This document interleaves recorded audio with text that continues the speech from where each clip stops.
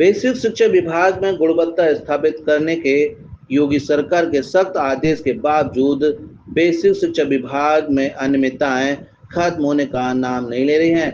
Basic शिक्षा अधिकारियों की लापरवाही का खामियाजा गरीब बच्चों को भुगतना पड़ता है।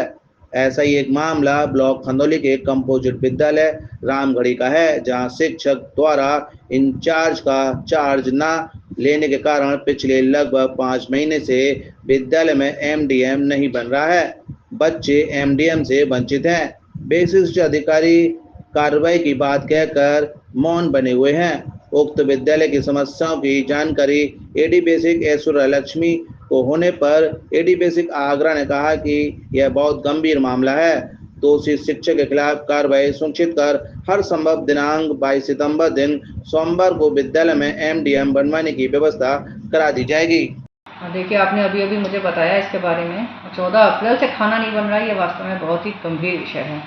और बीएसए से अभी इसमें हम जांच पूछेंगे इसमें क्या प्रकरण चल रहा है, और अदरवाइज जो भी मैटर है, जैसे आप बता रहे हैं अभी हेड के और चार्ज लेने का कोई मैटर चल रहा है, उन सब से कोई फर्क नहीं पड़ता है। खाना तो स्कूल में बनना ही चाहिए। माननीय सुप्रीम कोर्ट का आदेश भी है कि खाना तो सब स्कूलों में बनेगा ही, और मंडे से इसका एटलीस्ट बच्चों का एमडीएम बनना जरूर स्टार्ट हो जाएगा।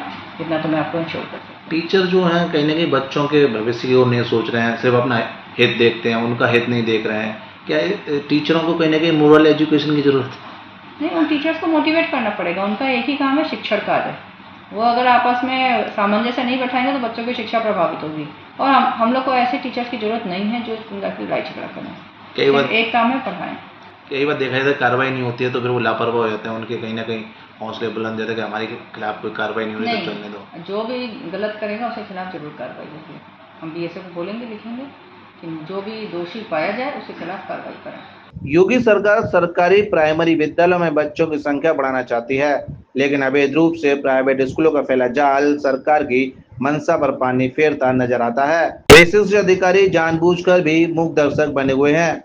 सूत्रों की माने तो ब्लॉक बिजपुरी के गांव अटूस के कंपोजिट विद्यालय के समीप अवैध स्कूल संचालित है। इसके बावजूद बेसिक अधिकारी मुख्य दर्शक बने हुए हैं और कोई कार्रवाई नहीं कर रहे हैं। मंडलीय सहायक शिक्षा निदेशक बेसिक आगरा ऐश्वर्या लक्ष्मी ने कहा कि बेसिक अधिकारियों को निर्देश दिए गए हैं कि अवैध रूप से संचालित हो रहे विद्यालयों पर सील लगाने की कार्रवाई की जाए। ब्लॉक बिजपुरी के गांव अटूस में संचालित अवैध विद्यालय की जांच कराकर कार्रवाई सुनिश्चित कराई जाएगी। सरकार ने गरीब परिवार के बच्चों को अच्छे और प्राइवेट स्कूल में पढ़ने का मौका देने के लिए आरटीई की सुविधा दी है, लेकिन तमाम विद्यालय आरटीई के नियमों का उल्लंघन कर रहे हैं। गरीब बच्चों का आरटीई के तहत अपने विद्यालय में एडमिशन नहीं ले रहे हैं, जिसका जीता प्रमाण गायत्री पब्लिक स्कूल बना हुआ है। शासन के आदेश और आरटीई के नियमों को दरकिनार करने का काम किया जा रहा है। बेसिक शिक्षा अधिकारी हाथ पर हाथ रखे बैठे हैं। एडी बेसिक ऐश्वर्या लक्ष्मी ने कहा कि ऐसे विद्यालयों पर कार्रवाई की जाएगी। एक बिजपुरी ब्लॉक का एक मामला है मैडम, अटूस गांव है, वहाँ आपका एक कंपोजिट विद्यालय है और जस्ट सामने उसके क्या देखिए प्राइवेट स्कूल चल रहा है, उसकी मान्यता भी नहीं है अगर हम सूत्रों की माने तो। और उसमें एबीसी साहब ने क्या कहते हैं जांच भी की है, लेकिन वो आज तक स्कूल एज इट इज संचालित है। तो क्या नहीं लगता कि प्रभावित होंगे बच्चे वहाँ? नहीं, उसमें हम जांच करवा लेंगे। अगर वो गैर मान्यता पर चल रहा है तो उसे बंद करा दिया जाएगा।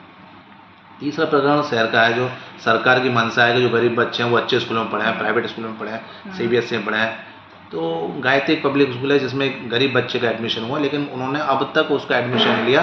और जो महिला अपने बच्चे के लिए कई बार अप्रोच कर चुकी है, लेकिन खंड शिक्षा अधिकारी हो चाहे बीएसए हो उसे आश्वासन देते हैं, लेकिन उसके बच्चे का एडमिशन नहीं करा पा रहे हैं। इसके बारे में पता करूंगी बीएसए से कि प्रकरण क्या है, और अगर उसका सही है तो उसका एडमिशन करवाया जाएगा।